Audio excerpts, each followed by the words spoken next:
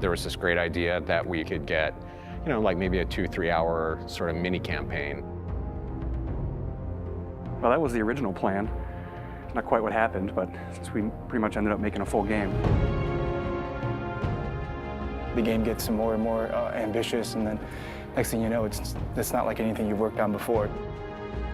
We knew that we wanted to keep what was great, that people loved about the Halo experience, that 30 seconds of fun over and over again. We knew we had to preserve that, but at the same time, give it an ODST spin. We wanted to try something that we'd never done before, and I think that means breaking the mold of what people expect from Halo. Here's an engine, here's a story, you got a year, go.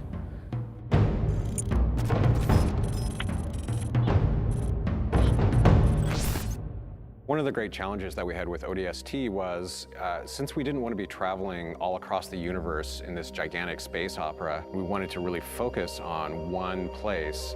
The hub was the single most technical thing that we've ever accomplished in the Halo engine. There was a lot of work done to try to come up with smart ways that we could build the city. It's definitely the biggest environment that we've made in any Halo game.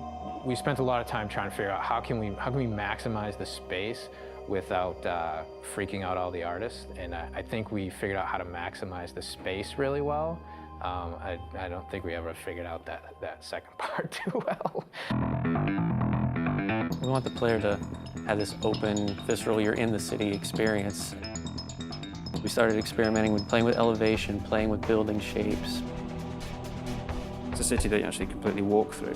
Each BSP is directly alongside the other BSP. You walk through a door and you go into the other BSP. The road structure is not straight, it's diagonal, it's also multi-layered. I don't think we kind of realized how big the city would get. We basically had to build very specific tech that would give the AI the right type of behavior. We had the technology, we called it Squad Patrol. No matter where you were inside the hub, there would always be a certain amount of noise, a certain amount of enemy presence there that we could ratchet up and ratchet down depending on what we needed it to do. We need to have this dark, moody city without making it unplayable. I wanted to get a feeling of rain at night in a abandoned city. I would still like to score the emotions and mood that we want the player to feel when they're playing the game. We want people to explore the city. We want people to find this, this kind of hidden little sub-story. What if the phones rang? You're alone, you're in the city, you're trying to unravel a mystery. That's the feeling you have every time you're the rookie. What's fun about being an ODST? How's he different than the Master Chief? What kind of problems does he face versus the Chief? If they're not the walking tank, they really have to pick up weapons that they're going to use. There were things that we added. The silenced submachine gun and the silenced pistol are absolutely the best tools for the job. Something the ODSTs have that Spartans actually don't. Silenced weapons at night, they feel cool, they look awesome, they're really sweet to use. In real life, silenced weapons don't have a whole lot of sound. So we had to kind of Hollywood them up a little bit, kind of make it so that they sounded like they were silenced and supposed to be silenced, but yet still powerful and fun to fight with. In a lot of ways, it feels like Halo 1, because it's back to single wielding. Dual wielding. Paul doesn't like dual wielding, so we cut it. Visor mode is really cool, and it evolved a lot. There were versions that looked really great for the art, but yeah, maybe they didn't do such great things for the design.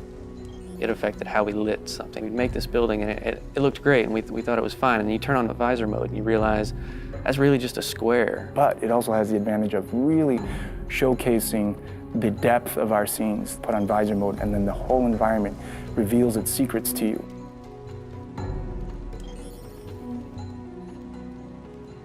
You know what sucks about big cities? You can get lost really quick. And that's where we came up with ideas for the Visor database, where you have a great map of the city that not only shows you where you are, but allows you to choose where you want to go.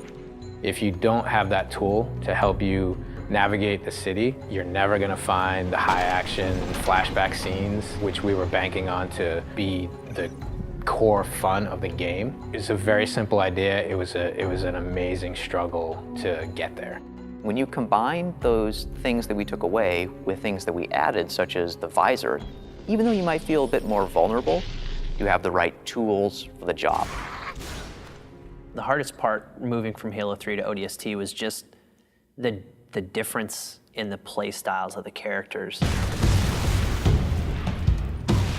If you look at the Master Chief in the course of the Halo games, he became ridiculously powerful over time. And ODST feels very different because when you start taking fire, you can't just continually keep kicking ass. You have to actually look for cover because you don't have a motion tracker like the Chief.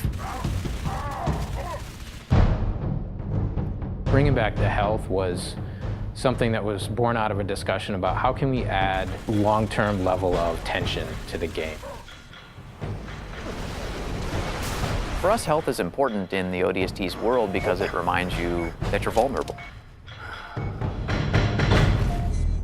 We want to experience the story through the eyes of many different characters. We wanted to bring back the guys from Firefly again, Nathan Fillion, Adam Baldwin, and Alan Tudyk, trying to find the perfect film noir blonde. We thought about Tricia Helfer. Orders are orders. Come on, Veronica. What could be more important than that carrier? My orders. And Buck, call me Captain. I'll pass on that dance, but you can show me where to sit. These little scenes, we wanted to have their own mystery. It was the story of one guy, one object, one high action moment. And for us, the clue objects were the key. Dutch, we need to get above this crap. Link with the B-net. One of our drones must have seen where they hit. When you find a clue, you're actually going back in time and playing in the boots from another ODST's perspective. Good hunting, boys. I'm keeping my boots on the ground.